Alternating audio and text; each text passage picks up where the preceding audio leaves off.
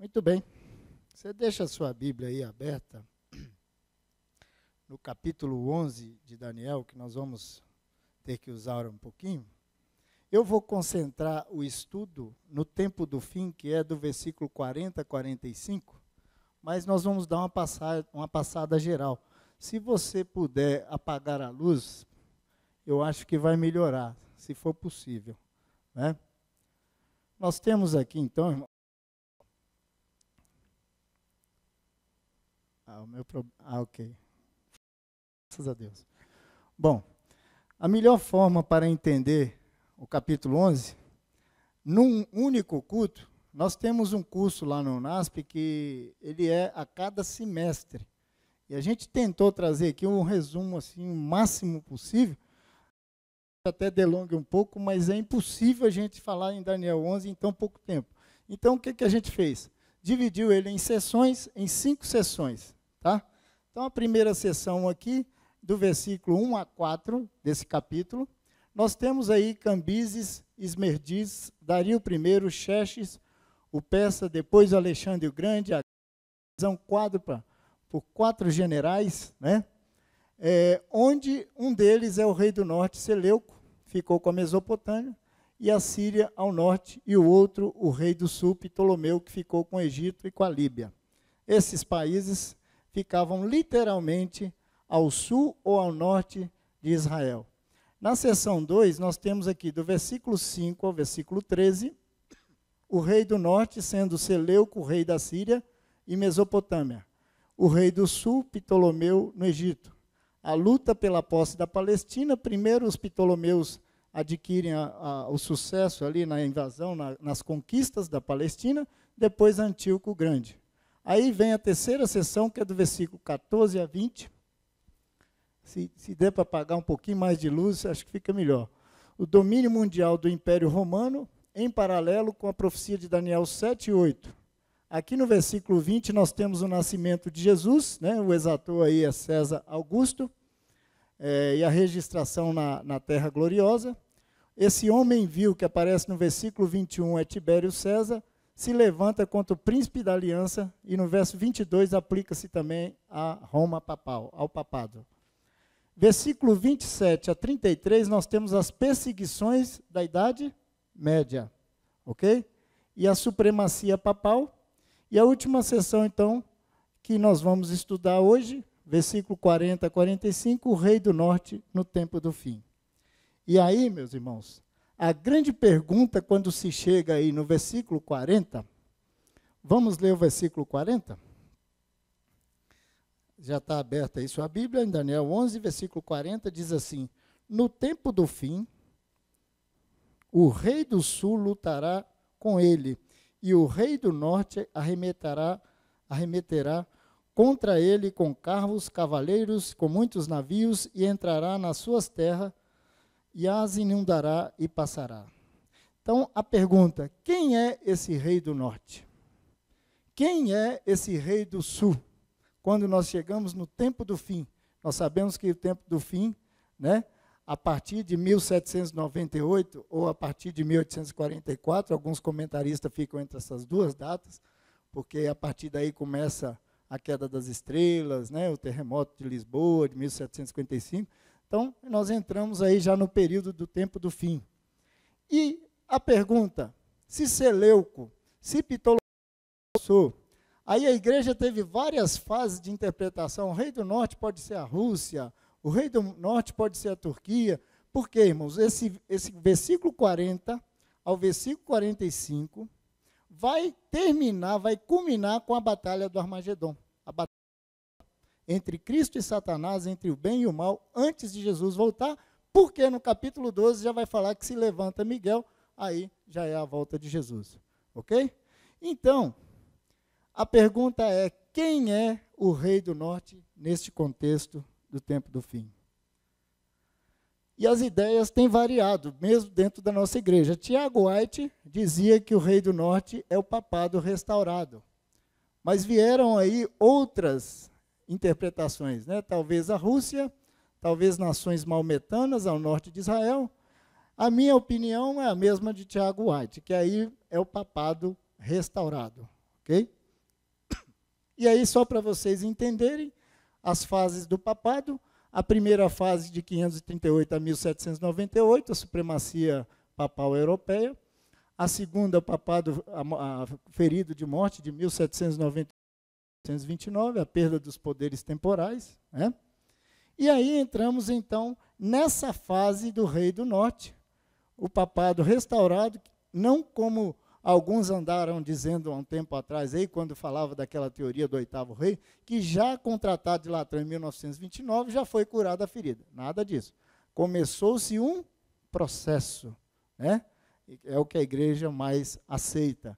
Então, a partir desse momento, é a supremacia papal iniciada até o fim, né? Até o decreto e aí outras coisas mais que nós vamos falar. Bom, e aí, irmãos, o Rei do Norte e o Rei do Sul. Uma atitude errada. Para nós entendermos isso aqui, uma atitude errada é da cruz para cá, nós pegarmos pontos geográficos, como alguns dos nossos teólogos fizeram no passado, em função da Primeira e Segunda Guerra Mundial, eles começaram a achar que Tiago White estava errado, que não era uma guerra, o Armagedon não era uma guerra temporal, espiritual, mas que era uma guerra militar mesmo, por causa das guerras que estavam acontecendo, né? Mas, estudando profundamente esse capítulo, nós vamos descobrir que é uma atitude errada a gente pegar pontos geográficos para uma aplicação literal do Rei do Norte e do Rei do Sul do fim, ok? Qual seria a atitude correta? Uma aplicação espiritual, ideológica. Da cruz para cá, eles, Rei do Norte e Rei do Sul, perdem aspectos geográficos e eles ganham um significado espiritual e ideológico. Estão pegando até aí? Podemos ir? Então vamos lá. Para vocês entenderem o que significava Rei do Sul e Rei do Norte no Antigo Testamento, sim, era literal. Ou seja, os que estavam, aqui está Israel, por isso que eu pedi para a gente ter menos luz, está dando para vocês enxergarem aqui, ó, Jerusalém aqui, onde eu estou apontando, sim ou não? Jerusalém, aí nós temos aqui a Mesopotâmia, Babilônia ao norte, né? A Síria e o Egito. Está ao sul ou está ao norte? Hein? Pode participar. O Egito está ao sul.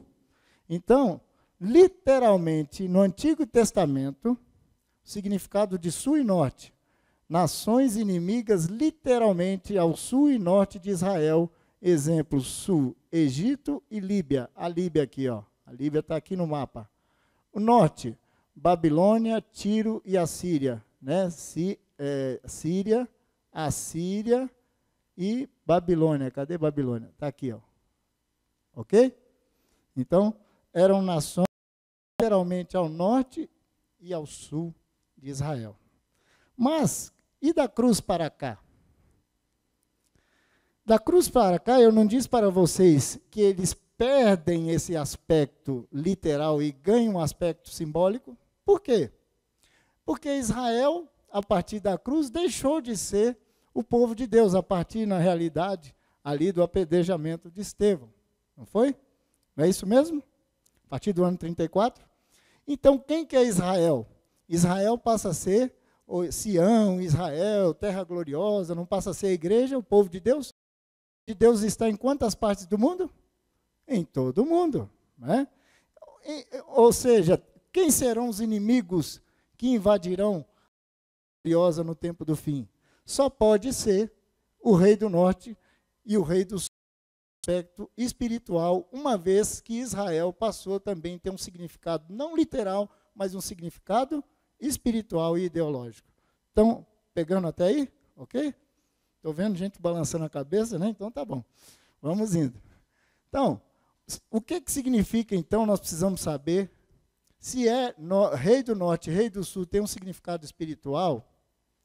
O que significa Norte e Sul na Bíblia? Se você tiver sua Bíblia aí, eu disse que eu ia usar o slide, que dá para colocar mais informação mais rápido. Isaías 14, 13 e 14, você pode conferir em casa. Eu me assentarei nas bancas do lado norte e serei semelhante ao Altíssimo. Quem que disse isso? Aqui usando uma retrospecção do rei de Babilônia, né? É Satanás mesmo, né? Significa que Satanás, literalmente, ele morando lá no Polo Norte, ele vai ser semelhante a Deus? Será que se ele colocar o trono dele lá no Polo Norte, né, na parte mais extrema do norte da Terra, ele vai ser igual a Deus? É isso que a Bíblia quer dizer? Estou vendo que vocês estão dizendo que não. Parabéns. Nada disso. O que significa norte? A passagem que nos ajuda a entender o que é norte na Bíblia é essa aqui, ó. Jó, capítulo 37, 22. Do norte vem uma tremenda majestade, porque Deus está lá.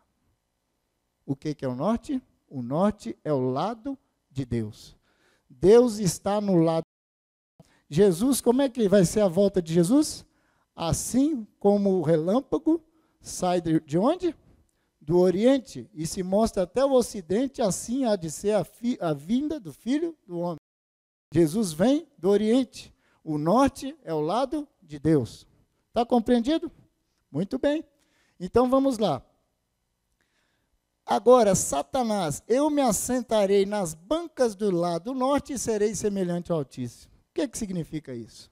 Que quando Satanás usa uma instrumentalidade aqui nessa terra, que se parece com Deus, que fala em nome de Deus, quando ele tenta colocar um plano rival ao plano de Deus, então ele está fazendo isso aqui, ó. Não é sentar lá no Polo Norte, mas é imitar a Deus.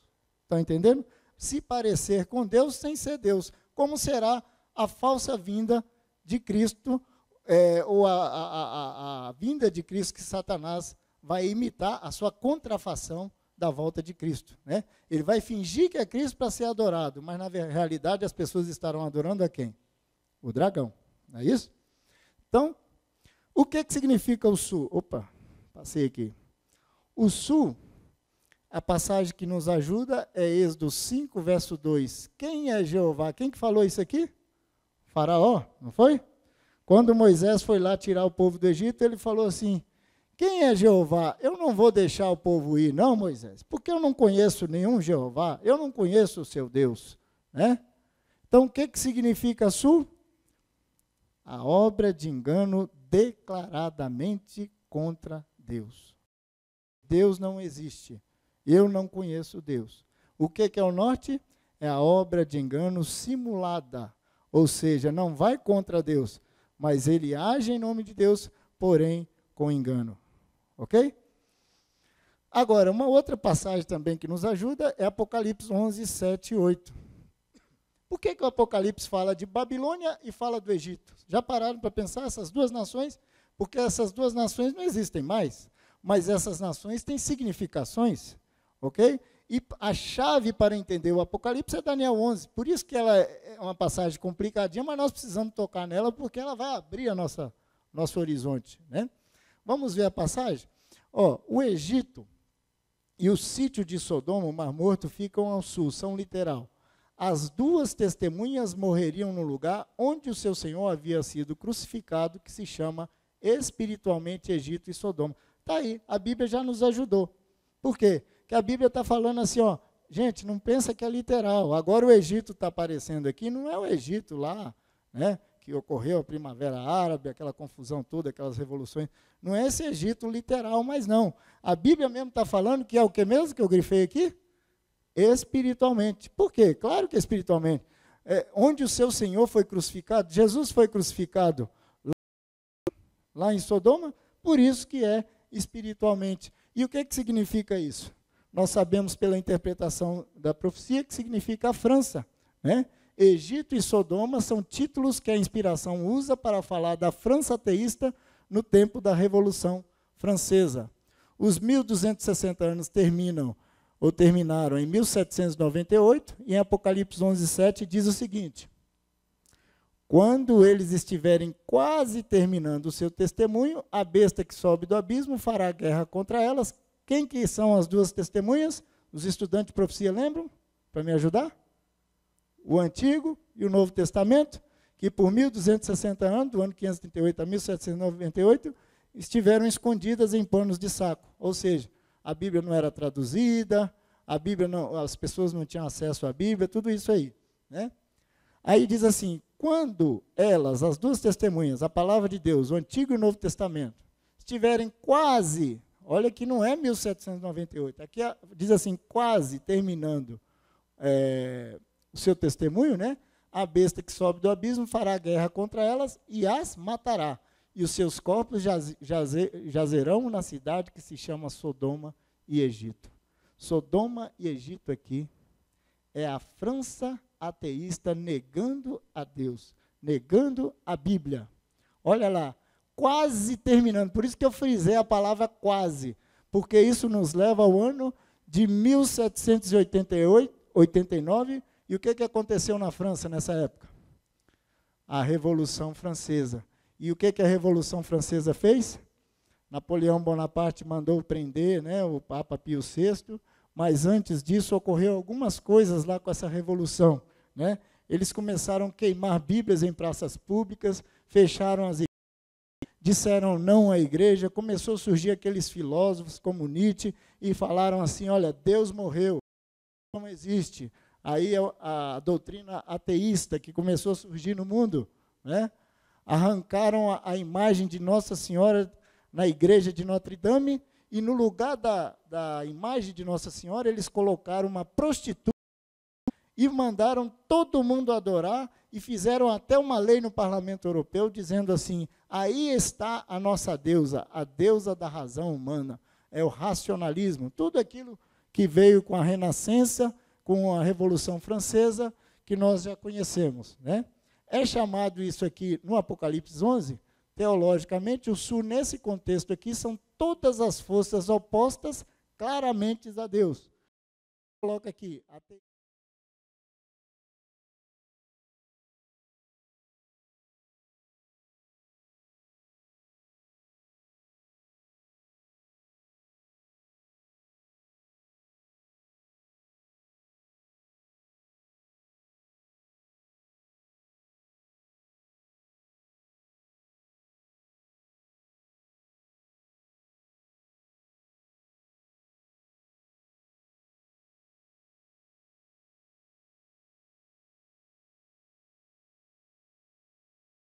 norte. Bom, eu já disse para vocês, né, que o norte são as nações e filosofias que se declaram não frontalmente contra Deus, mas elas procuram colocar um plano rival ao plano de Deus, como Babilônia. Eu já disse isso aqui, me assentarei ao lado norte e serei semelhante ao Altíssimo. Justamente nós estamos vendo, representando uma nação do norte, o empenho de Satanás de ser igual a Deus, e também Ezequiel 28 nos ajuda.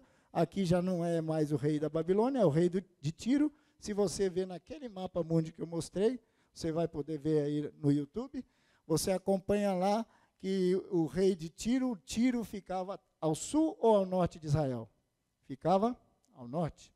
E de um rei do norte, a inspiração diz assim, tu és o querubim da guarda, e tu estimas no seu coração como se fosse o coração de Deus. Então, quando Satanás se coloca querendo parecer a Deus ou imitar a Deus, ele está de que lado? Do lado norte. Quando ele quer se colocar frontalmente contra Deus, Deus não existe, de que lado que ele vai? Lado sul. Ok. Então, irmãos, aqui o profeta usa a nação do norte para fazer a retrospecção do diabo no seu empenho de parecer a Deus. Então, recapitulando, isso tem que ficar muito bem frisado para a continuidade do nosso estudo. Sul, engano declarado, é a negação frontal de Deus e ideologias contrárias. Agora eu vou dar os exemplos. Ateísmo, comunismo, evolucionismo. Opa, precisa colocar uma fonte aí, N. Ateísmo, comunismo, evolucionismo, secularismo, materialismo. Norte, engano disfarçado, contrafação da verdade, ideologias cristãs falsas ou apostatadas. Catolicismo, protestantismo apostatado, falso Cristo, quando Satanás vinha em forma de Cristo, e falso profeta. Por isso que o Apocalipse vai usar Babilônia e Egito. vai usar falso profeta, vai usar os Estados Unidos parecendo o cordeiro, está vendo aí? Só que quando ele fala com voz de dragão. Os Estados Unidos, ele está ao norte ou está ao sul de Israel? Não importa o ponto geográfico, o que importa para nós é a ideologia. Ideologicamente, eles são o norte.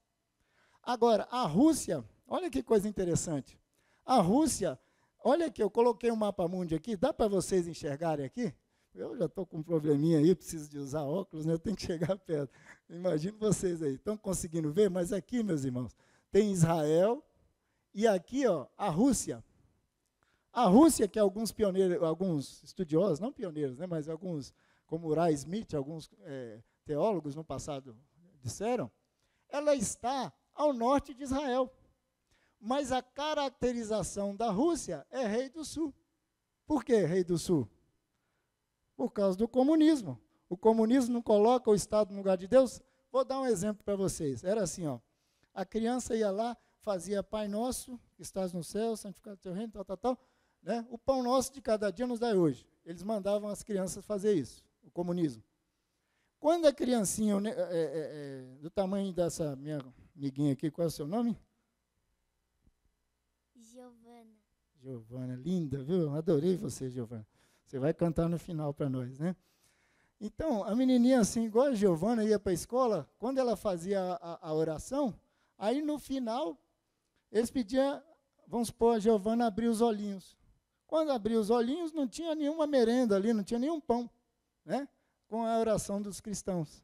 Aí eles mudavam, transliteravam a oração do Pai Nosso e falavam assim, o Estado nosso é que nos dá o pão, com a criancinha de olho fechado. Quando ela abria, estava lá o suco, estava lá o pão, estava a merendinha, tudo bonitinho lá, para mostrar o quê? Que quem cuida da gente é o Estado, né? Então, é o engano declarado, é o comunismo, né? Então, a Rússia, apesar de estar ao norte de Israel, é rei do sul, ou caracterização ideologicamente do sul. Vamos lá. Agora vamos então entrar na Bíblia mesmo, né? No versículo 40 é dito assim, ó, no tempo do fim, eu não vou ler de novo na Bíblia, que eu já li aqui, mas diz assim, no tempo do fim, o rei do sul irá batalhar contra o rei do norte, e o rei do norte irá batalhar contra o rei do sul.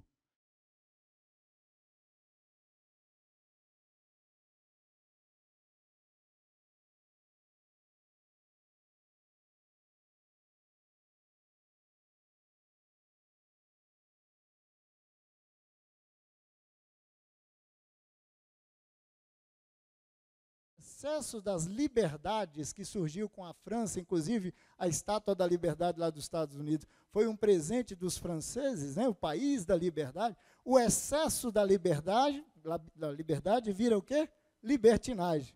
E as libertinagens que nós vemos hoje aí como, tem que falar até baixo que está gravando, homossexualismo, tudo aquilo que denigre a família, né, é usado pelo rei do norte para o rei do norte crescer em cima do rei do sul. Vocês vão ver isso. Mas o diabo, ele usa, então, uma situação oposta. De um lado ele faz uma coisa e do outro lado ele tenta consertar. É isso que é interessante que nós vamos ver aqui em Daniel 11. Por exemplo, de um lado está o materialismo, o ateísmo, dizendo assim,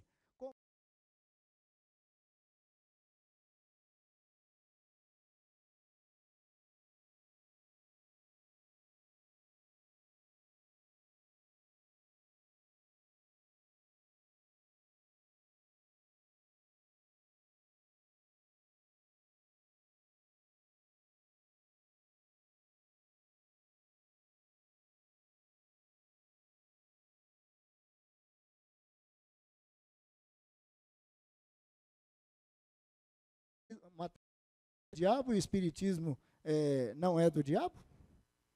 É o diabo mesmo, trabalhando de situação oposta para ver se ele consegue enganar o máximo de gente possível. Ok? Agora a perguntinha, quem é que vai prevalecer? O rei do norte, a ideologia do norte ou a ideologia do sul? Aqui nós vemos o resultado. Em 1700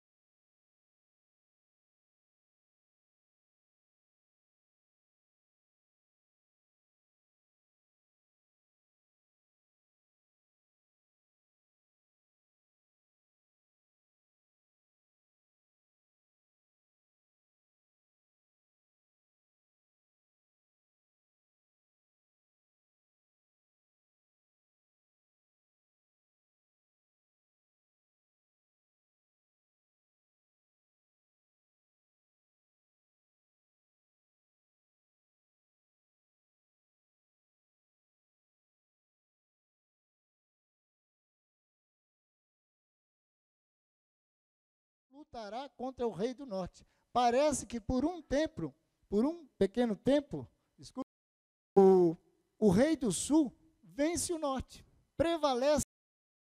Por quê? Houve o aprisionamento papal, sim ou não? Do Papa Pio VI? Houve a ferida de morte nesse poder? No papado, no rei do norte? Ok.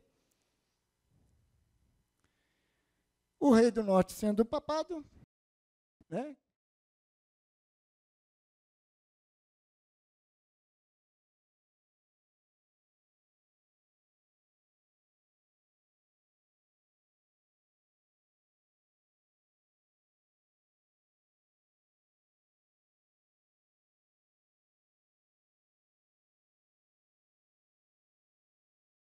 E muitos navios entrará nas suas terras, ou seja, nas possessões do sul, e as inundará. No sentido exatamente de tomar posse e passar as coisas. Agora, como é que o rei do norte vai fazer isso? Aí o Apocalipse vai nos ajudar. Com o apoio de um outro rei do norte, vamos colocar assim, ou com outro que tem a ideologia do norte, porque o rei do norte é o papado mesmo, né? Que é a segunda besta, os Estados Unidos. Mas aqui, irmãos, isso ajuda demais a gente, é uma chave profética, porque tem gente, eu tenho um primo que fala assim, olha, eu não acredito que Jesus está voltando, que as profecias estão se cumprindo e hoje ele nem está na igreja. Sabe, porque eu vejo o papado só fazendo coisas boas, né? Só fazendo o bem. Será que é esse poder que vai voltar a ser intolerante, que vai mandar fazer decreto, que vai ter até decreto de morte? Eu não acredito mais nisso. Então, irmãos, é fundamental nós entendermos isso aqui que nós vamos entender hoje. Daniel, capítulo 11. Tá bom? Mas eu não vou adiantar isso aí. Vamos lá. Vai ser, então, com a ajuda dessa segunda besta. O que diz no versículo 41, 42? Vamos ler? Já está aberto aí? 11, 41, 42. Entrará também na terra gloriosa, e muitos sucumbirão, mas do seu poder escaparão estes, Edom, Moabe e as primícias dos filhos de Amon. Depois eu explico isso. Estenderá a mão também contra as terras, e as terras do Egito não escapará. Então, aqui está mostrando, irmãos, que esse poder, finalmente, ele, o rei do norte, ele vai vencer o rei do sul. Ele vai entrar nas terras do rei do sul. Ele vai se apropriar de todas as riquezas do rei do sul, certo? Ou seja, a ferida de morte aplicada, ela será totalmente restaurada. Vamos lá. Agora, como que vai ocorrer isso? Como que o rei do norte conseguirá? E qual é a caracterização da vitória do rei do norte em cima do rei do sul? Aí a Bíblia vai nos ajudar. Em Tessalonicenses 2 vai dizer assim, por meio do engano e da injustiça.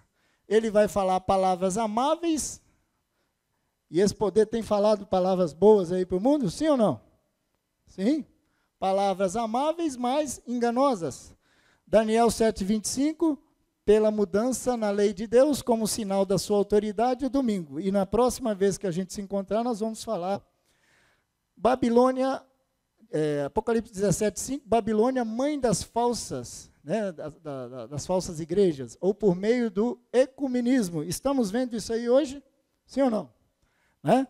E por meio da cura da ferida de morte, através de uma aliança com a segunda besta, os Estados Unidos e o protestantismo apostatado. Então será dessa forma que essa será curada. Agora, irmãos, a minha pergunta, será que a queda do Império Soviético foi cumprimento de profecia? Sim ou não? O que vocês acham? Será que a queda do muro de Berlim foi por acaso, que separava a Alemanha Oriental e da Ocidental? Vocês acham mesmo? Isso é cumprimento de Daniel 11. Para mim não resta a menor dúvida, irmãos. É o sul perdendo terreno. Por quê? O que era a Rússia? O que era o comunismo? Não colocava lá a criancinha para fazer oração e aparecia o pãozinho lá só quando colocava o Estado no lugar de Deus? E o evangelho podia ser pregado lá? Olha lá o que eu coloquei ali, ó. 2 grandes objetivos na conquista do Império Soviético. O evangelho que tem que se levar em todas as partes do mundo segundo o objetivo, abrir caminho para a manifestação final do anticristo, que virá na forma do rei do norte e a conquista das terras. Ali não falou que ele inundará, entrará com carros, lembrando lá de Apocalipse 17:15, que fala das muitas águas. Como é que era o poder papal supremo na Idade Média? Ele não estava assentado sobre muitas águas? Agora, como que ele vai assentar sobre muitas águas, sendo que lá na Rússia, antigamente, não se permitia entrar uma igreja católica? Ok? Como que ele vai ter as muitas águas ou a influência mundial, que toda a terra se maravilhará, se ele ainda não conquistou o mundo comunista? Por isso que eu acho que isso aqui é cumprimento de profecia muito grande para nós. Tá?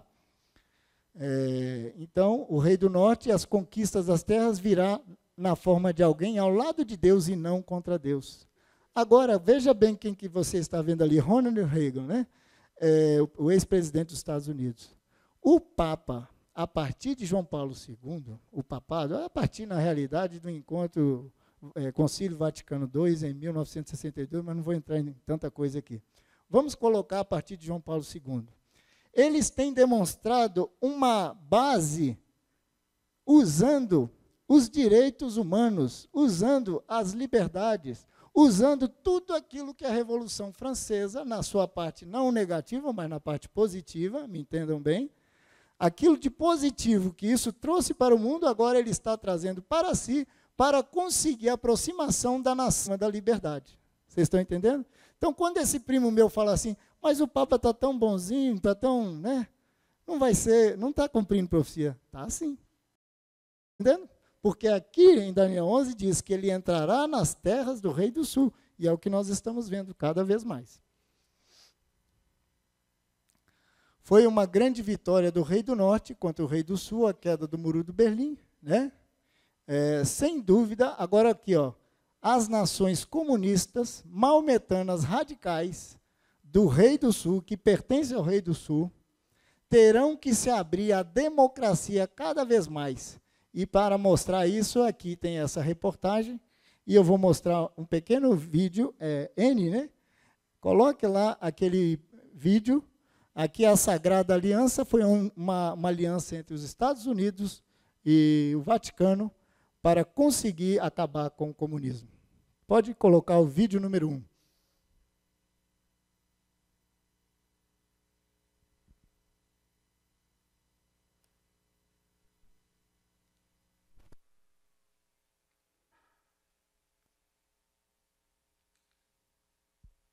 É só você minimizar e já está a pasta aberta aí.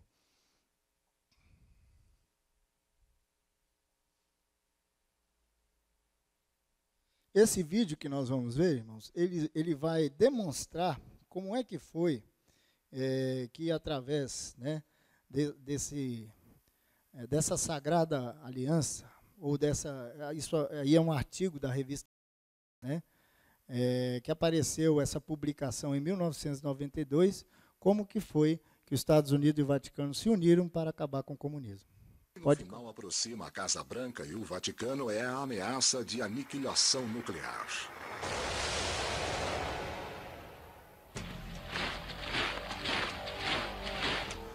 Enquanto a Guerra Fria entre os Estados Unidos e a União Soviética força superpotências à beira da Terceira Guerra Mundial, o Vaticano prova que pode ser de valor estratégico para os Estados Unidos.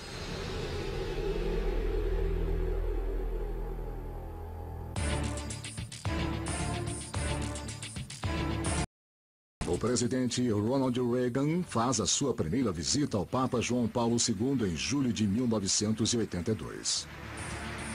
O político conservador e o padre polonês logo percebem que eles compartilham uma comum, que o comunismo é uma ameaça aos direitos humanos em todo o mundo. Muitos historiadores veem essas duas pessoas se unindo como resultado de um propósito comum. E claramente, na queda do comunismo e na queda do Muro de Berlim, houve muita concordância por parte dessas duas pessoas.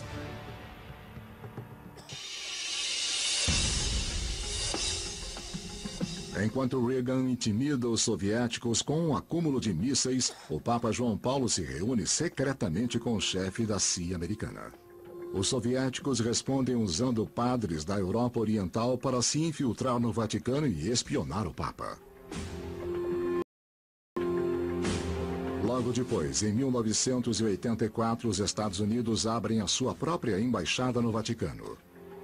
5 anos depois, o Muro de Berlim desmorona e um novo capítulo é aberto nas relações entre o Vaticano e os Estados Unidos. Deu para pegar, irmãos? Então, para mim não resta a menor dúvida que isso aí é cumprimento profético.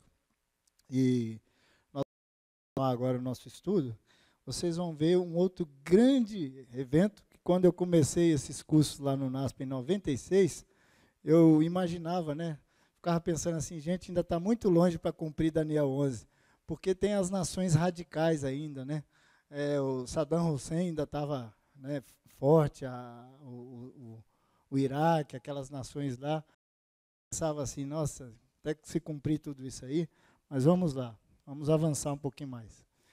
Bom, nós temos 2 grupos de nações maometanas, aquelas mais livres e voltadas para o Ocidente, e aquelas mais radicais. Entre as livres, nós citamos o Egito, a Arábia Saudita, e entre as radicais, o Irã, Iraque, a Líbia, Cuba e outras nações.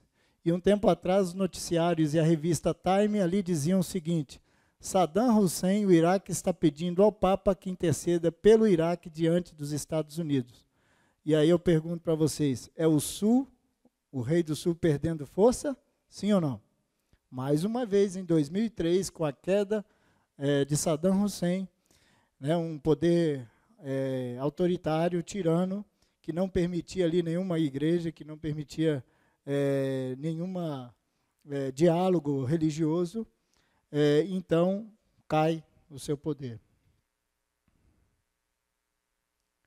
O rei do norte vai vencer cada vez mais. Cuba, como nação comunista, pode anotar os dias, né? Está com seus dias contados, não vai muito longe.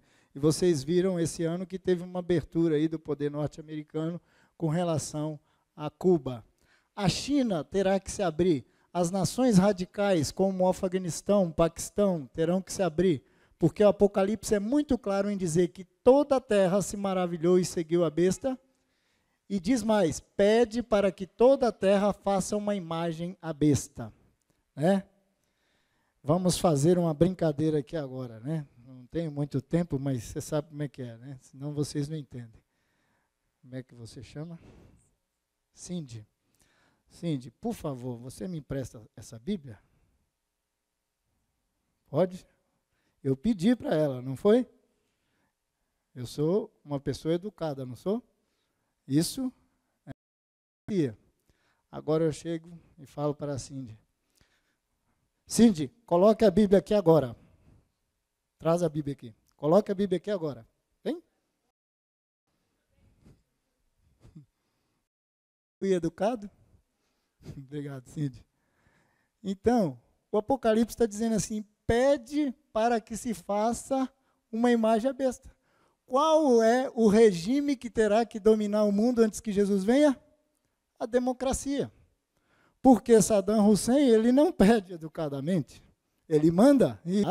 Então, assim eram os poderes radicais, os poderes comunistas. Ok? E o que vocês acham de 2010, a Primavera Árabe? Hein? Será que o mundo está cumprindo Daniel 11? Será que as profecias estão se cumprindo, meus irmãos? Tudo começou em dezembro de 2010 na Tunísia, com a derrubada do ditador Abdine Ben Ali. Em seguida, a onda de protesto se arrastou para outros países, passando por revoluções. A Tunísia, Líbia, Egito, Argélia, Iêmen, Marrocos, Bahrein, Síria, Jordânia e Omã. Qual era a motivação para a Primavera Árabe? A Revolução Democrática Árabe é considerada a maior de todas.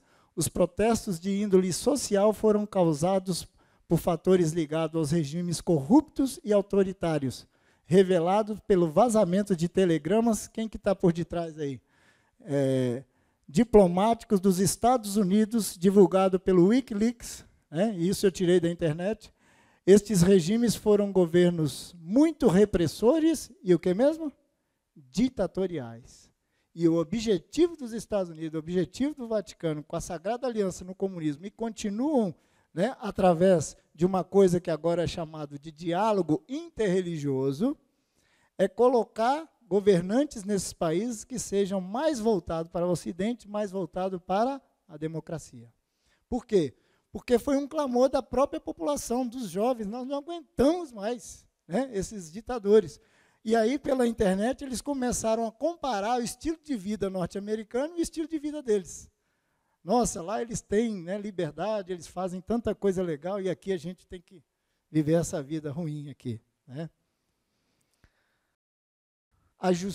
A injustiça política e a injustiça social dos seus governos estão na falta de liberdade. Veja que eu estou sempre frisando a palavra liberdade, depois vocês vão entender isso. E na falta de infraestrutura em todos os lugares. A coincidência com o amplo processo de globalização que difundiu as ideias do Ocidente e que terminaram tendo grande presença de redes sociais que em 2008 se impuseram na internet. Pode colocar o vídeo 2? Só até aquela parte que a gente combinou. Só para vocês terem uma ideia aí, rapidinha, 2, 3 minutos da Primavera Árabe.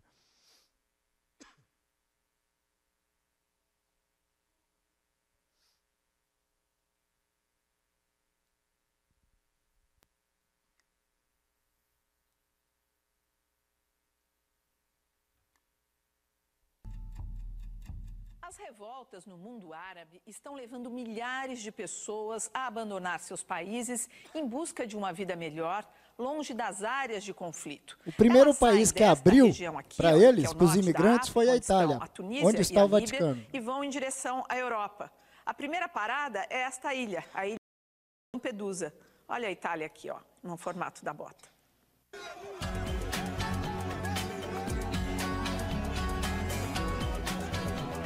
A maioria dos refugiados parte da Tunísia. A travessia até Lampedusa em pequenas embarcações superlotadas é bastante perigosa. Já ocorreram naufrágios que deixaram dezenas de mortos. Os barcos levam até 12 horas até alcançar águas italianas. Lá são facilmente localizados pelas patrulhas navais da Itália e levados para acampamentos provisórios. Desde o início do ano, quando começaram as revoltas no mundo árabe, cerca de 30 mil pessoas já passaram por ali.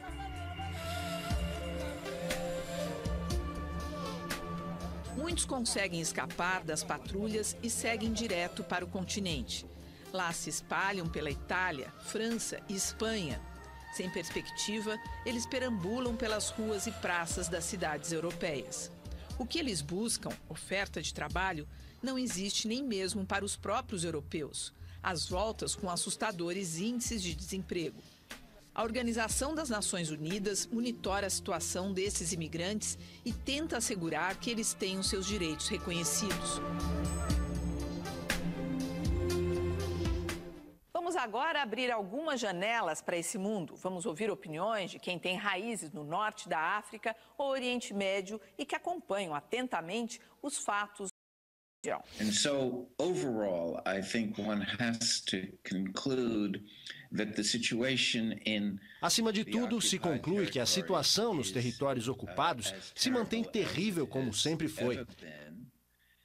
É preciso lembrar que esta é uma longa e histórica ocupação que começou em 1967 e já dura 44 anos. Since 1967, over 44 years. 95% da população judaica, israelita, ou judeus, ou 95% da população árabe vai ter paz.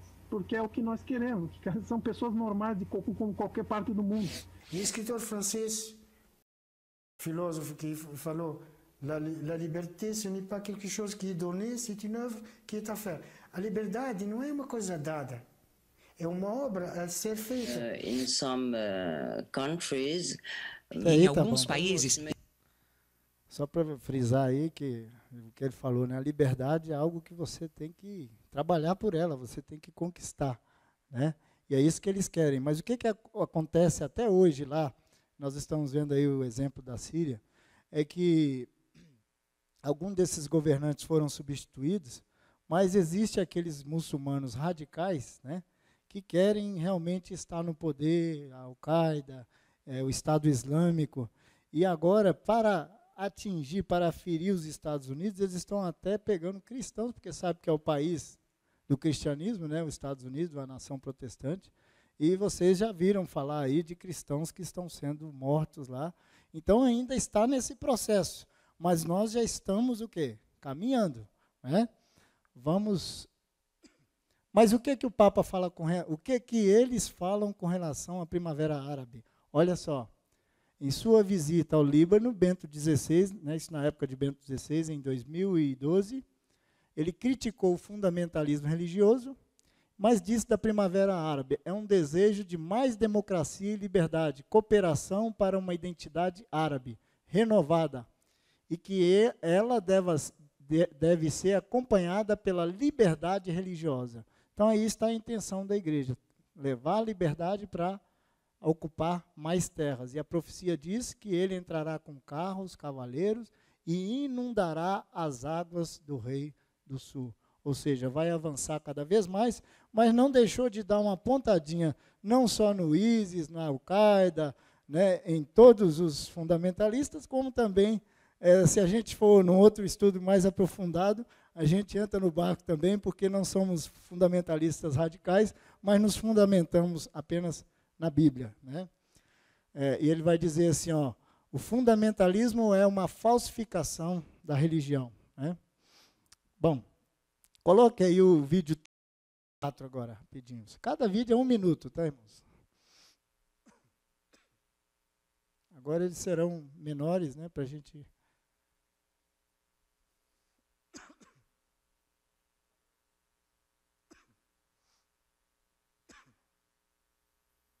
Olá pessoal, estou aqui novamente trazendo um novo vídeo sobre algumas das recentes notícias militares. Vou iniciar com o combate ao Islâmico, que tem se tornado um dos temas mais abordados na comunidade internacional. Bem, o que é o Estado Islâmico? O Estado Islâmico é nada mais do que um enorme grupo de insurgentes jihadistas extremamente radicais que surgiram a partir da Al-Qaeda, se instalando no Iraque e na Síria, onde recrutam milhares de combatentes, além de seguir basicamente o mesmo tipo de ideologia da Al-Qaeda. Esse grupo também é muito violento, pois além de ter o hábito comum entre os grupos terroristas de matar de países do Ocidente, estes extremistas também matam civis inocentes em povoados que não aderem à sua ideologia. Para conter a expansão dessa ameaça, os Estados Unidos, junto com Iraque, França, Reino Unido, Austrália, Canadá, Dinamarca... Só para vocês terem ideia do que é o Estado Islâmico, né? E o que eles estão fazendo, são os terroristas que estão barbarizando aí no mundo árabe, né?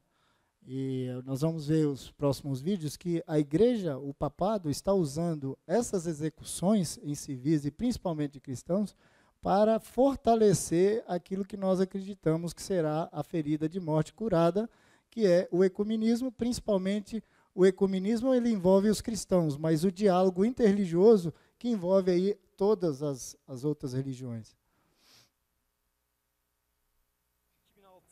Além de visitar um monumento em homenagem ao fundador da Turquia moderna, o Papa Francisco foi recebido numa cerimônia especial pelo presidente, o conservador Recep Erdogan. O líder turco falou com o pontífice sobre a preocupação com o aumento da Islâmica e pediu que cristãos e muçulmanos lutem juntos para frear o preconceito contra o Islã. O chefe da Igreja Católica defendeu o religioso contra o fundamentalismo e o terrorismo. O Santo Padre e os muçulmanos devem ter os mesmos direitos. O Papa iniciou nesta sexta-feira uma viagem de 3 dias à Turquia para defender o diálogo entre as religiões e a paz no Oriente Médio. O território turco abriga 2 milhões de refugiados cristãos do Iraque e da Síria. A visita, que começou por Ankara, vai continuar em Istambul, onde o pontífice vai visitar o Museu de Santa Sofia e a Mesquita Azul. Os locais emblemáticos para os muçulmanos também foram visitados por Bento XVI em 2006. O motivo oficial da ida do Papa Francisco à Turquia é o encontro com Bartolomeu I, o patriarca ortodoxo ecumênico de Constantinopla, com quem mantém laços de amizade, apesar de ser uma igreja separada de Roma desde o século XI. A primeira visita de um Papa à Turquia foi a de Paulo VI, em 1967. Por que eles estão aceitando, irmãos, principalmente a Igreja Católica Ortodoxa, está aceitando esse ecumenismo, já assinaram documentos, etc. Porque os cristãos que estão morrendo lá são principalmente os ortodoxos. Por quê? Porque a Igreja romana ela está no Ocidente, e a Igreja Ortodoxa estava onde? Em Constantinopla, no Oriente, né? Então, eles já assinaram esses documentos, o ecumenismo ele está muito forte, principalmente por aquilo que eu disse para vocês. Quando Satanás ele usa o lado sul para causar desgraça, aí vem o lado norte, de uma pessoa que se coloca como benfeitor, o Salvador, por isso que se coloca no lugar de Cristo, como benfeitor da humanidade, falando assim, olha, vou dar as mãos para você, eu vou resolver o problema de vocês. E os Estados Unidos, ele fez uma outra aliança, uma foi lá com Reagan, no passado, uma aliança mais próxima a gente aqui, em 2008, que vocês lembram, né, a visita que Bush fez nos Estados Unidos, lá que o Bento XVI fez nos Estados Unidos, em 2008, visitando Bush, né, e a questão do terrorismo. Por quê? Porque o terrorismo... o interlocutor maior que existe hoje no mundo para lidar com o terrorista é o papado, a Igreja Católica. Por quê? Porque eles têm acesso, vocês viram que ele foi lá na Turquia, foi bem recebido, etc. Agora, um presidente americano ele é recebido no mundo árabe, da mesma forma. Por quê? Por causa dos embargos econômicos, né? Por causa do problema que eles apoiam Israel, e por causa desse apoio em Israel é que eles vão fazer terrorismo lá na América, né? Porque eles gostariam também, os palestinos, de ter um Estado somente deles, como os Estados Unidos ajudou através da ONU em 1948, que tivesse um Estado israelense. Por que apoia tanto Israel e a gente fica aí sem o apoio? Então há aquele ciúme, e eles, os muçulmanos, chamam os americanos de quê? De infiéis, né? É uma pessoa odiável, e aí eles fazem tanta barbaridade. Tá? Vamos lá. Bom, no versículo 41, irmãos, eu já li aqui, não vou repetir, mas lá diz assim, o rei do norte entrará também na terra gloriosa. Quem que é a terra gloriosa? Eu já disse para vocês, segundo Hebreus 12, 22, 23, é a igreja de Cristo. De Cristo para cá, a terra gloriosa, é a igreja, o povo final de Deus. Vejam que nós não somos como os dispensacionalistas, que pensam que Deus tem um plano para Israel como nação, mas sim como pessoas, né? A terra gloriosa é o remanescente final, a igreja final de Deus. O rei do norte terá sucesso também na terra gloriosa. E aí? E agora? Né? A profecia diz que sim, e a senhora White confirma isso, mas aqui a profecia fala de uma coisa estranha no versículo 41. Tá? Fala assim, ó, mas do seu poder, do poder do rei do norte, vão escapar as primícias de Edom, as primícias de Moabe e as primícias do filho de Amon. Se vocês forem olhar na geografia, não existe mais essas nações. Por isso que do versículo 40 ao 45, para mim, porque se você considerar essa profecia literal, o rei do norte como sendo a Rússia, e também a terra gloriosa como sendo Israel, como os dispensacionalistas fazem, você vai ter dificuldade. Por que você vai ter dificuldade? Porque essas nações, como é que você vai aplicar literalmente se elas não existem mais? Né? Elas foram aniquiladas, destruídas. Né? Edom não existe, né? Mas escaparão as suas primícias do rei do norte. Aí Ellen White vai nos ajudar aqui. Ellen White diz que uma multidão deixará as fileiras do remanescente. Quando que vai ocorrer isso? Quando ocorrer o decreto dominical. Se unirão ao mundo, diz também que uma multidão do mundo, que aí seriam as primícias dos filhos de Edom, né, que eram inimigos de Israel no passado, né, que sairá dessas nações, ou dessa representação, e se unirá ao povo de Deus. Por quê? Porque no passado, as primícias desse povo são os filhos lá de Ló com a sua surgiram essas nações. E muitas vezes alguns dos filhos deles se convertiam ao judaísmo.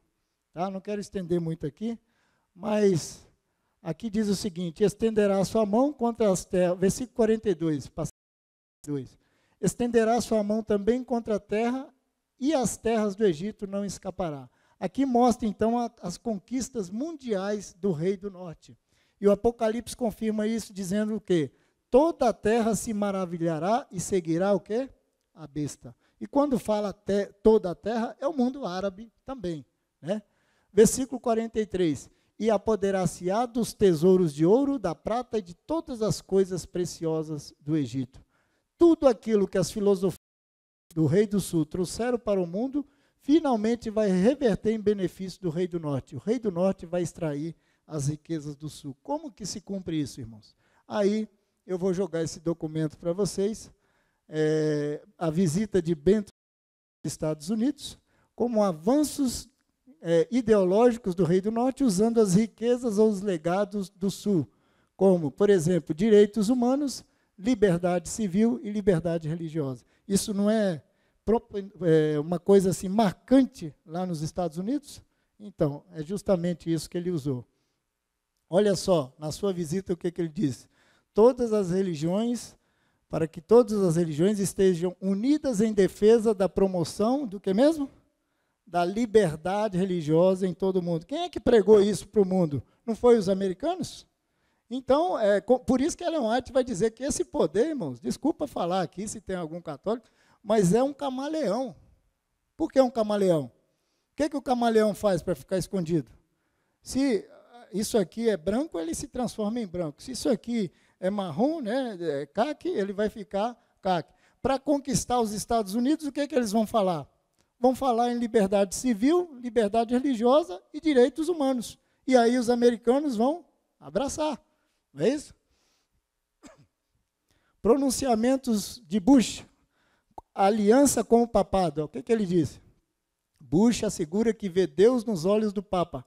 O presidente diz que a força moral do Papa é a chave para os políticos. Abraçou ou não abraçou? O que vocês acham? Né? Está até assim meio curvado, né? Como se fosse ali. Mas olha o que eles vão falar. Aí o negócio começa a pegar, porque nós sabemos pela profecia que quando esses dois poderes se ligarem, eles vão fazer uma lei moral mundial, né, para fazer uma boa religião, a globalização, que é o intento dos Estados Unidos, etc. E aí, olha o que ele diz aí. Ó. Acreditamos na liberdade religiosa, acreditamos também o amor, mas ele vai dizer o quê? Uma lei moral comum, que são escritas em cada coração humano. Agora, os pontos comum entre o Vaticano e os Estados Unidos. Respeito à dignidade. Isso aqui eles discutiram, né, e fizeram uma carta conjunta, uma aliança entre o Vaticano e os Estados Unidos em 2008. Respeito à dignidade da pessoa humana, defesa e promoção da vida, matrimônio e família, educação das gerações futuras, direitos humanos, liberdade religiosa, desenvolvimento sustentável, luta contra a pobreza e pandemias, especialmente na África. Mas o que eu frisei aqui com letras garrafais amarelas? Hein? Total rejeição ao quê? Terrorismo. Olha, irmãos, e nós um dia vamos ser acusados de jihadistas, sabiam disso? Nós vamos ser fundamentalistas, já somos considerados fundamentalistas por eles. Mas as desgraças vão começar a acontecer no mundo e eles vão falar, é culpa deles. Tá? É culpa desses aí também, que não querem aderir ao projeto de salvar o mundo. Mas a aliança foi em cima disso. E como que o Vaticano iria trabalhar em rejeição ou para salvar o mundo do terrorismo? Porque, veja, eu já falei isso aqui para vocês, o terrorismo, a ONU não consegue resolver, a polícia não consegue resolver, o FBI não consegue resolver, porque o indivíduo está sentadinho aqui em nosso meio 10 anos. Você acha que ele é um adventista, é um cristão, mas ele foi programado para, quando completar 11 anos aqui no Brasil, ir lá no Congresso e explodir uma bomba. Se bem que tem muita gente aí que não ia né? Vamos brincar aqui um pouco, não ia achar muito ruim, né? Mas só brincando mesmo. Mas isso, não dá para você saber, né? Ele está ali como uma pessoa normal e, de repente, ele foi programado por alguém para se explodir, né? Então, como é que a polícia vai resolver isso? Como é que a ONU vai resolver isso? Então, é preciso das religiões. Por quê? Aí eu vou falar, quando eu falar sobre o domingo, precisa de ir na igreja aos domingos, não importa se é espírita, não importa se é adventista, não importa se é católico, se é luterano, igreja que for. Desde que eduque para não fazer as barbaridades. Desde que moralize a sociedade para os direitos humanos e para as liberdades, cada vez mais. Vamos ver aí os vídeos 5, 6 e 7, rapidinho, cada um é 1 minuto, e nós vamos entender essa aliança dos Estados Unidos com o Vaticano.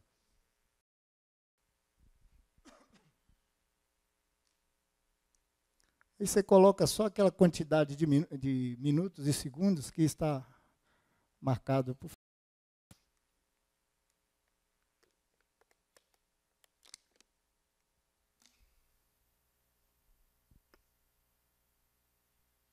Bombardeou áreas dominadas pelos terroristas do Estado Islâmico na Líbia, numa reação à execução de 21 cristãos egípcios. Ainda era de madrugada quando os aviões do Egito decolaram em direção à fronteira com a Líbia. Segundo os militares egípcios, eles atacaram campos de treinamento e depósitos de armas do grupo extremista Estado Islâmico. Logo em seguida, caças da Força Aérea que responde a um dos grupos que comandam a Líbia bombardearam alvos no litoral norte do país, nos arredores de Derna, perto de onde se acredita que os cristãos foram mortos pelo Estado Islâmico.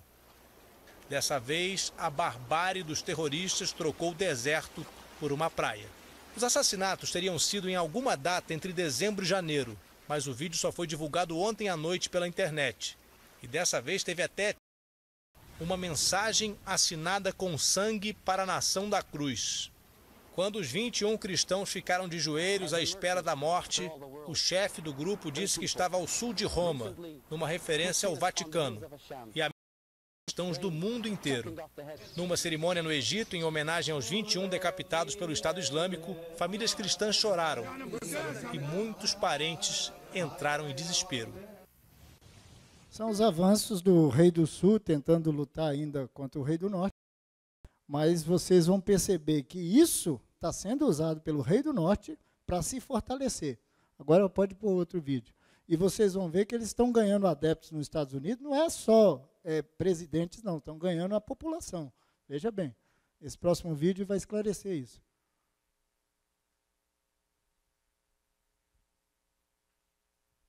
In solidarity with those who are suffering for Christ in the Middle East. What we thought was, how could we identify and stand in solidarity só uma pausa para falar uma coisa. Veja, vocês viram aqueles cristãos que o Estado Islâmico, eles mataram 21 pessoas, não foi isso? De que cor que era o uniforme deles? Laranja. Sabe o que os americanos estão fazendo em homenagem aos cristãos que foram mortos? Todos vestindo a cor laranja. Veja o que vai falar esse.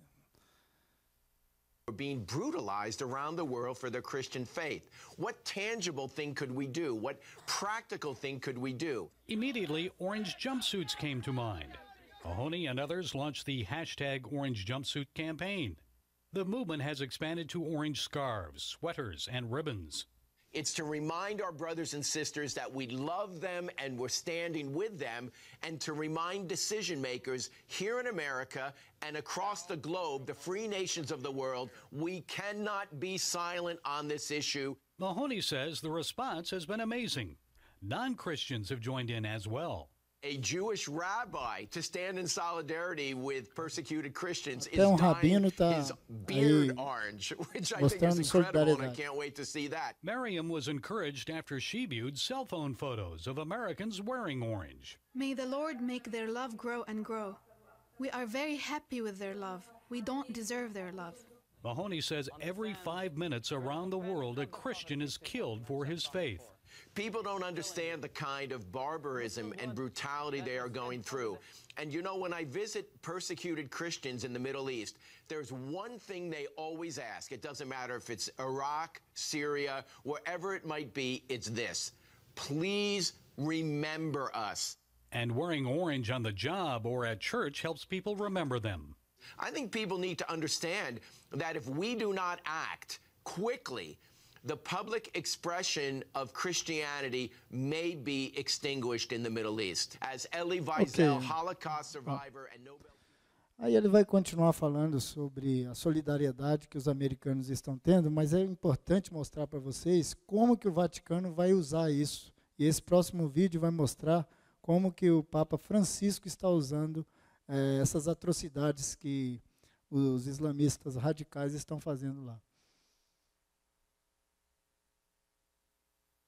E é endereçado essa mensagem para os americanos e para a visita que ele vai fazer recentemente, agora em setembro, lá. O sangue de Cristo une os cristãos. Foi o que disse o Papa Francisco na videomensagem enviada ao movimento John 17, reunido em Phoenix, nos Estados Unidos, e há muito tempo comprometido com iniciativas ecumênicas abertas aos cristãos de todas as denominações. Por ocasião do Dia pela Unidade Cristã, sobre o tema Pai, que sejam em nós uma só coisa, para que o mundo creia que tu me enviaste, Francisco recorda que a unidade é confirmada pelo batismo e que a divisão é obra do pai da mentira. Aquele que persegue hoje os cristãos nos unge com o martírio. Sabe que os cristãos são discípulos de Cristo, não importam as diferenças. Hoje se vive o ecumenismo do sangue, que deve nos motivar a rezar e a nos tornar cada vez mais irmãos. Ok, irmãos? Então agora vamos voltar aqui para o nosso estudo. Até colocarmos roupas laranja e protestarmos, eu acho que não tem problema nenhum, né? A gente ser solidário com cristãos. Gente, nossa, nós também somos cristãos. Agora, a partir do momento que começa a usar isso com um objetivo político e um objetivo ecumênico, é aí que vem o problema, né? E aí é que as profecias elas se tornam mais fáceis para se cumprir. Lembra aquilo que eu falei para vocês? Se a gente sair daqui aprendendo isso hoje, nós já aprendemos muita coisa. O rei do sul, está acontecendo desgraça, o rei do norte vai lá, eu vou resolver. Ah, está acontecendo falta de água? Está acontecendo aquecimento global? Vamos então, deixa comigo que eu resolvo. Está acontecendo crise financeira? Presta atenção na minha encíclica, que eu vou falar. Então, isso está fazendo o quê? Com que o rei do norte, que a ferida seja curada, irmãos. Porque agora não está tendo apenas uma pregação papal, como um pastor, como a gente vem aqui na igreja pregar a palavra de Deus. Está tendo uma pregação política. E os políticos do mundo estão gostando e estão aderindo a isso. E ele agora vai visitar a ONU. Isso eu vou deixar para o sábado que eu vou vir aqui. Tá? Que o meu tempo já praticamente acabou. Bom, aí, novamente isso, né? Hoje vivemos o ecumenismo de sangue, é aquilo que ele falou, né? Deixa eu ver, aqui vai ter mais um vídeo. O pontífice assegurou a sua proximidade espiritual com todo o seu coração, pediu que os cristãos reunidos nos Estados Unidos buscarem juntos a graça da unidade. Então, uma das agendas dele agora na sua visita na América vai ser colocar esses martírios de cristãos como uma forma de o ecumenismo ser realmente, já está feito, mas concretizado no mundo. Vídeo 8, pode colocar.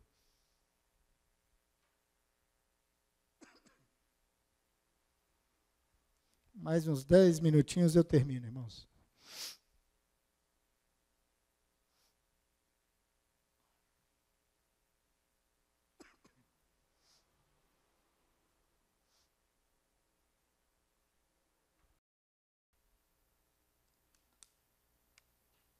O Papa recebeu na manhã da quinta-feira, dia 30 de abril, no Vaticano, membros da Comissão Anglicano-Católica, que se reuniu para uma nova Igreja Universal e a Igreja Local, com particular referência aos processos de confronto e de decisões sobre questões morais e éticas.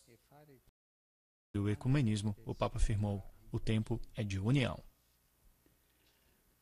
Existe legame forte que já ci unisce al di là di ogni divisione. Existe um forte laço que já nos une, além de qualquer divisão, é o testemunho dos mártires cristãos. Eles fazem parte de igrejas e tradições diferentes, vítimas de perseguição e violências somente em razão da fé que professam. E violenze solo a causa della fede che professano. E non solo adesso, che ci sono tanti. E não somente hoje existem tantos. Penso aos mártires de Uganda, metade católicos, metade anglicanos. O sangue destes mártires nutrirá uma nova era de compromisso ecumênico, uma nova e apaixonada vontade de cumprir o testamento do Senhor. Que todos sejam uma coisa só. Ok. Irmãos, há dúvidas para você que Jesus Cristo está voltando a este mundo? Nós pregamos isso há 120 anos atrás, que haveria, né, um ecumenismo. E Ellen White, aí que está o problema, no Grande Conflito ela fala que quando o ecumenismo está concretizado, o segundo passo é o quê? O decreto dominical. Né? Bom, o que, continuando aquela visita, Bento XVI, ele disse lá na ONU, e nós vamos ter uma outra ONU. Olha só, a comunidade internacional é capaz de responder às demandas da por meio de regras internacionais compulsórias. E essa visita que ele vai ter lá agora é para tratar da família, o Encontro Mundial da Família. E olha o que eles querem, né, com esse tema de ajudar a família humana. Né? É colocar regras, né? E entre essas regras, vocês vão ver na próxima palestra, que está o domingo. Os problemas do mundo exigem intervenções na forma de ações coletivas adotada pela comunidade internacional. O respeito aos direitos humanos é a chave para resolver muitos dos problemas do mundo. Vocês estão conseguindo entender as riquezas do Rei do Sul, da Revolução Francesa, do racionalismo, que quis acabar. Por que o Papa Pio VI foi preso? Vocês sabem, irmãos?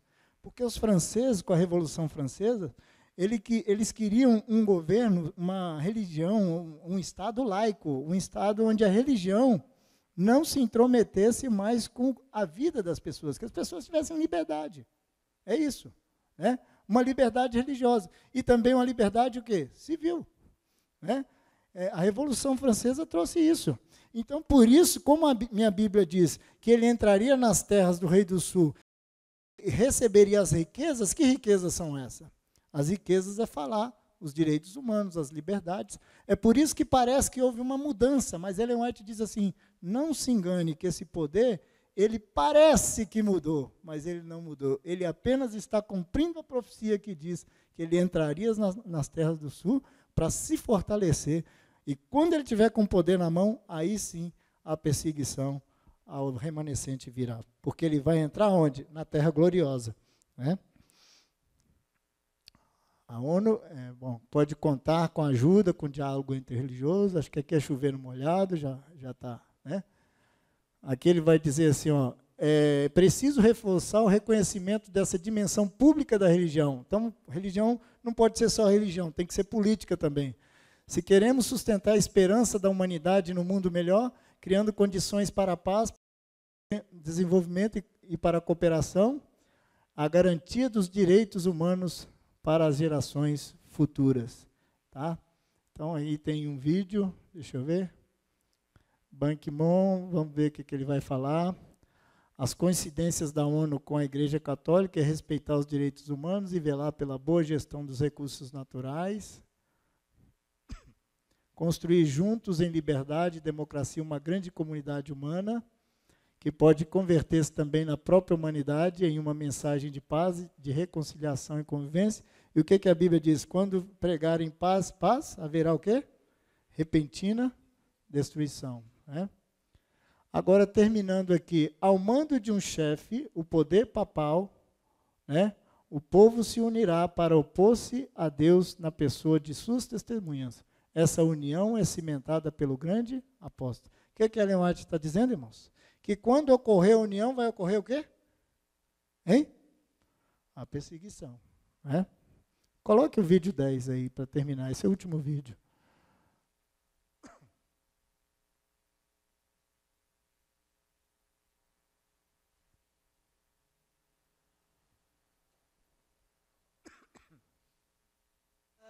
Papa.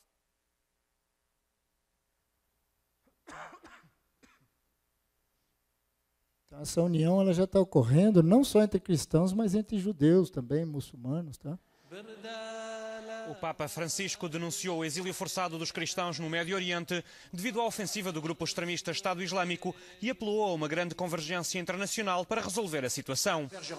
A mensagem foi transmitida pelo arcebispo francês de Lyon, Philippe Barbarin, de visita à comunidade cristã de Mossul, refugiada em Erbil, capital do Kurdistão iraquiano. Cristiani e Yazidi. No vídeo divulgado durante a cerimónia, o Papa frisou que cristãos e yazidis foram expulsos à força das suas casas, tiveram de deixar tudo para trás para salvar as próprias vidas, mas não renegaram a sua fé. Em qualidade de capi religiosi. Como líderes religiosos, devemos denunciar todas as violações da dignidade e dos direitos humanos. Da dignidade e dos direitos humanos. O arcebispo de Lyon e uma centena de pessoas para uma visita por ocasião da festa da Imaculada Conceição, assinalada a 8 de dezembro. Pode tirar. Irmãos, é por isso que o Apocalipse diz assim, e se maravilhou o mundo inteiro e seguiu o quê? A besta. Aparentemente, irmãos, parece coisas maravilhosas? Sim ou não? Alguém que chega e fala assim, olha, estão matando cristãos, estão fazendo guerra. Olha, eu sou a única pessoa que pode pisar no território. Você americano não pode pisar, você da ONU não pode pisar, você do FBI não pode pisar, porque senão eles metralham. Mas eu posso. Né? Por quê? Porque eu tenho livre conduto, porque eu estou fazendo diálogo interreligioso. Então, eu pergunto para vocês, o mundo vai abraçar ou não vai? Já está abraçando. Né? Bom, aí o que Ellen White diz? O poder recuperado e a grande crise, né? Esse eu queria que vocês acompanhassem.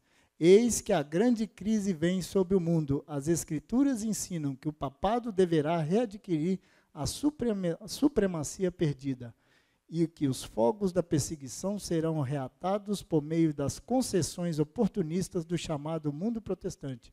Nesse tempo de perigo, só podemos subsistir na proporção em que temos a verdade e o poder de Deus. Aqui agora, irmãos, é o que é importante. O que nós precisamos fazer com todas essas coisas, essas informações, que nós não devemos ficar com medo, eu já mostrei isso para vocês, porque isso mostra que o nosso Jesus vai voltar, isso teria que acontecer, né? Mas o que nós temos que fazer, irmãos? A parte da igreja, o mundo lá fora está cumprindo tudo. Já estamos no final de Daniel 11, irmãos. No final de Daniel. Agora, e a igreja de Deus? E nós? O que nós precisamos fazer? Reavivamento e reforma. Não é isso que Ellen White acabou de falar? Deixa eu voltar aqui. Olha lá. Nós só vamos subsistir neste mundo à medida que temos o quê? A verdade e o quê mesmo? De Deus. Que poder de Deus é esse? A chuva serôdia, o Espírito Santo de Deus, que vai nos habilitar a passar por tudo isso. Agora vamos terminando aqui. Então a profecia vai se fechando. No versículo 44 ela diz assim, mas pelos rumores do Oriente e do Norte será perturbado. Opa! Então tem alguma coisa que a igreja vai fazer quando ela receber esse poder que vai perturbar o poder do Norte. Pode ler aí na sua Bíblia, vê aí no versículo 44. O rei do Norte será perturbado pelos rumores do Oriente e do Norte. O que é isso aí? Se ele é rei do Norte, como é que ele vai ser perturbado pelos rumores do Oriente e do Norte? O Norte não é o lado de Deus, irmãos? A igreja, ela batalha de que lado? Do lado do Norte. Mas aí é o verdadeiro Norte. É o verdadeiro lado de Deus. Porque Satanás, através do papado, ele está imitando, ele está tentando fazer isso para ganhar o mundo, para readquirir o poder perdido. Não é isso, meus irmãos? Agora, veja bem, isso aqui é um pouquinho complicadinho, mas prestem atenção. Mas, pelos rumores do Oriente e do Norte, será perturbado.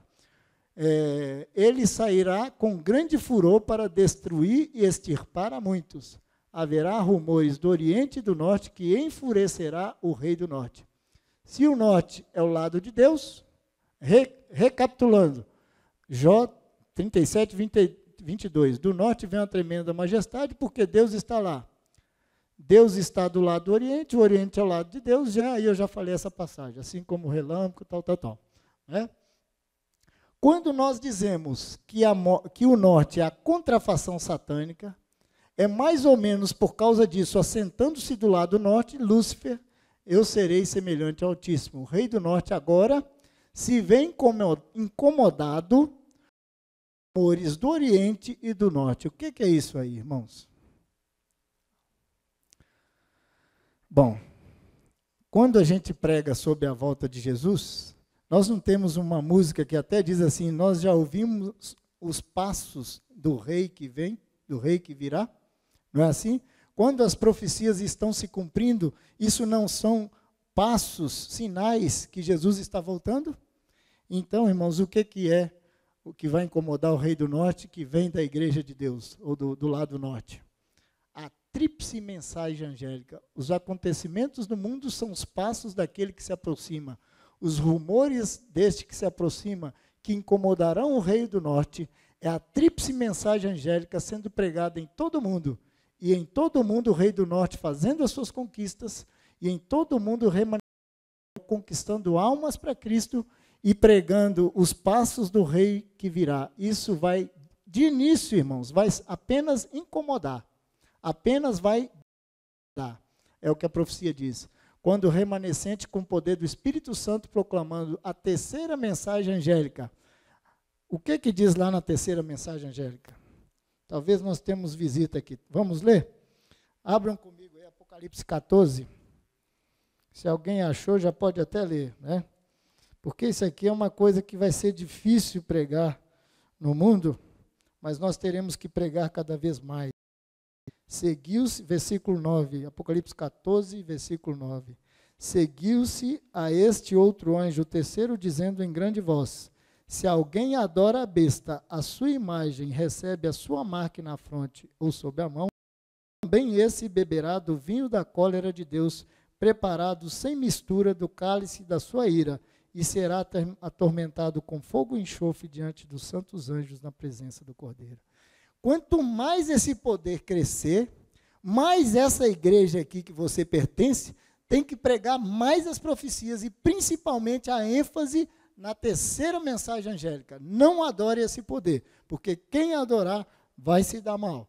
Né? Isso aí, irmãos, quando for pregado em todo mundo, e você sabe que a eleição de Ben Castro está dando um vulto para o adventismo nos Estados Unidos, de uma forma tão grande que todos os americanos agora estão conhecendo quais são as nossas doutrinas. Né? E Ellen White havia falado isso, que haveria algum mundo que colocaria a igreja em ênfase também. Né?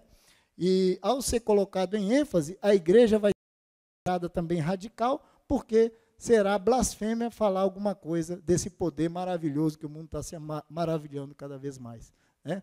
Então, isso aqui, para mim, irmãos, é a igreja munida com o poder do Espírito Santo, no contexto do decreto dominical, acusando Roma papal, dizendo, né, que tudo que eles estão fazendo estão errado, né? Está contra a palavra de Deus. Isso vai incomodar, no final vai enfurecer ao ponto de fazer um decreto de morte. E aí nós temos o versículo 45. Vamos ver lá, Daniel, esse é o último slide, né? Aliás, o penúltimo, vamos ver.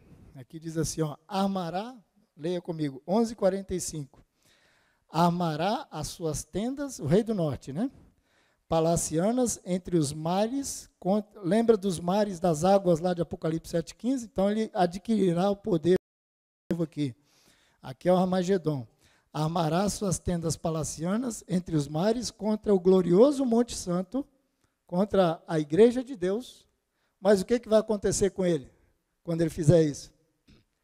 Mas chegará o seu fim e não haverá quem o... Ninguém diz amém? É? E o que mais que diz lá, irmãos? Vamos terminando por aqui. Nesse tempo, capítulo 12, verso 1, nesse tempo se levantará Miguel, o grande príncipe, o defensor dos filhos do teu povo.